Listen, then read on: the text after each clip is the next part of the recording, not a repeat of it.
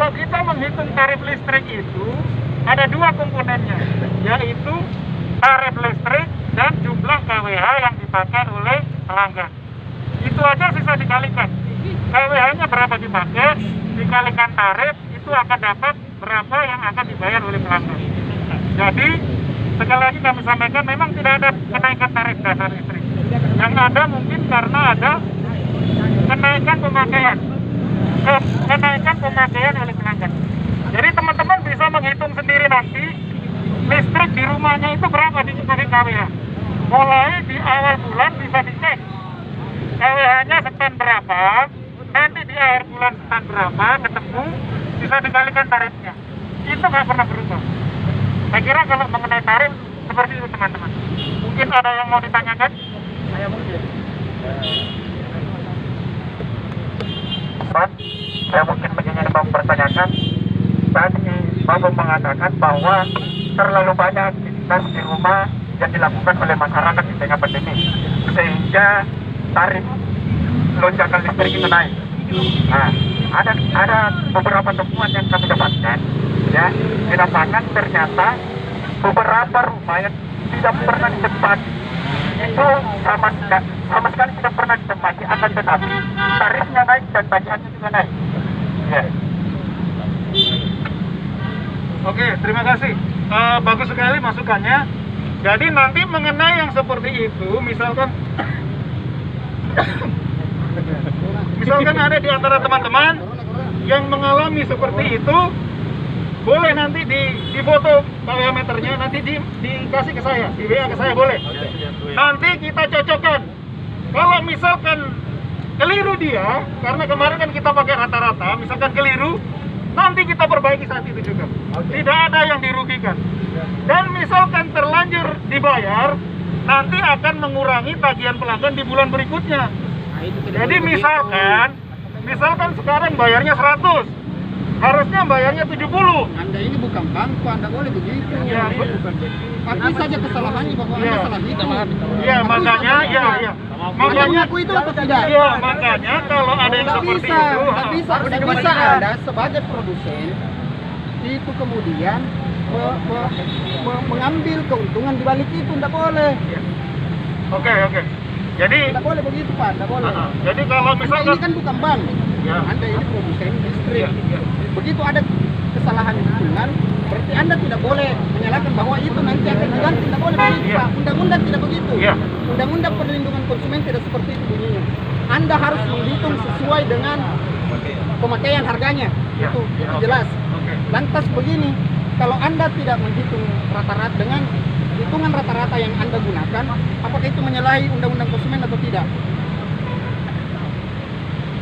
Nggak usah pakai begitu, kalau jawab saja. Oke. Jadi terima kasih. Misalkan ada yang seperti itu, makanya tadi saya bilang nanti boleh teman-teman WA ke saya kalau ada kasus seperti itu. Boleh. Alasan Anda selama ini, kenapa petugas PLN itu kemudian tidak turun di jalan, di rumah-rumah karena adanya COVID?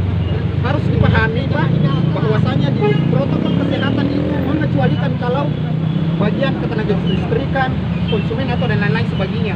Harusnya kan petugas Bapak ini kasih saja protokol kesehatan, pakai masker, pakai APD untuk datang ke rumah. Jangan malah mempersulit kami lagi ini masyarakat. Harus foto lah, harus inilah. Ketika itu kemudian tidak dipenuhi oleh masyarakat, Anda menghitung dengan rata-rata. Itu melanggar undang-undang, karena di undang-undang menjelaskan bahwasanya hitungan itu adalah hitungan yang sebenarnya. Sekarang pertanyaan saya kemudian, kalau misalnya hitungan rata-rata yang kebijakan Anda itu terkait dengan hitungan rata-rata itu keliru, bagaimana? Kami masyarakat yang dirugikan, Pak. Kita ini membayar tidak sesuai dengan pemakaian kita karena Anda menghitung dengan rata-rata. Bagaimana penjelasan Anda? Ya. Jadi begini, mengenai protokol COVID, memang kita juga harus mengikuti program pemerintah, bahwa kita juga harus berpartisipasi dalam makanya pernah baca undang-undang protokol kesehatan, ada pengecualian di situ. Tempat-tempat misalnya penjual sayur mayur itu tidak boleh buka. Begitupun dengan ketenaga listrikan, ada pengecualian. Baca undang-undang protokol itu. Jadi perlu kami sampaikan teman-teman, kalau mengenai yang pelayanan kami kepada masyarakat tetap jalan Pak. Jadi Bagaimana caranya jalan? Tidak ada turun Pak. Selama ini tidak ada yang turun. ya, Anda akui dulu itu. Selama ini pencatat Anda turun atau tidak? tidak. Oke, Anda oke. akui dulu. Ya. Tidak. Jadi memang dua. Jawab dulu, jawab. Ya. Jawab dulu. Jawab dulu. Turun atau tidak? Ya, memang Pak. Salah atau tidak itu? Jangan. Salah atau tidak itu Pak? Tidak usah pakai campur kita. Tidak, Itu salah atau tidak? Saya paham. Tidak, jangan pakai campur. Saya hanya sampaikan ke Bapak. Itu keliru atau tidak? Pak, jawab dulu itu. Jawab dulu. Itu keliru atau tidak? Itu keliru atau tidak? hati tetap dingin. Jawab saja. Itu keliru atau tidak? Itu keliru atau tidak? Jawab tidak ya Pak, ya atau tidak? Salah atau Itu tidak? keliru atau tidak? Jadi memang Kak. Itu keliru atau tidak? Jawab saja itu salah atau tidak? Itu salah atau tidak? Kebijakan PLN yang tidak turun ke lapangan, Pak. apakah itu salah atau tidak? Jangan makin campur kita. Tidak, jangan tetap. Saya cuma salah. Bicara tetap, jangan panas. apakah kebijakan itu keliru atau tidak? Salah atau tidak? Jawab saja. Ya atau tidak?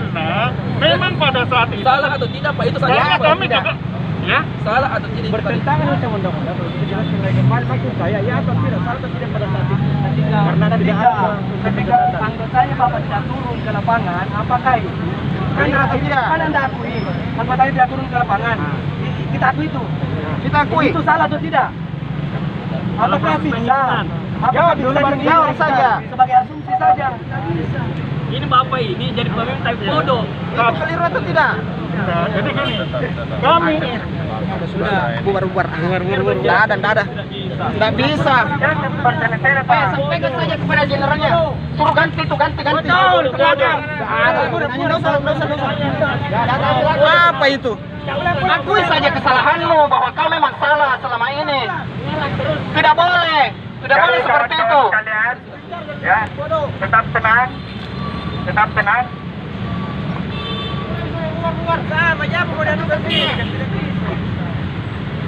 Oke, jadi kawan-kawan sekalian, apa yang menjadi alasan daripada pihak PLN wilayah Sumatera Barat hari ini itu menjadi pertanyaan besar buat kita. Ternyata, ya, pihak PLN hari ini, kalau kita mengambil sebuah kesimpulan secara konteks logika struktur, maka pihak PLN melakukan penyalahgunaan, ya, menyalahgunakan apa yang menjadi wewenangnya sebenarnya. Nah, yang saya minta kepada teman-teman hari ini, kita akan terima alasan daripada pihak PLN, kemudian kita akan melaporkan ke Polda Sulawesi Selatan dan mendesak BPK untuk segera diperiksa dan diaudit oleh tim pengelola keuangan PLN. Sekian dan terima kasih, saya serahkan ke Ketua Bidang Hukum dan HAM Pak Silbar.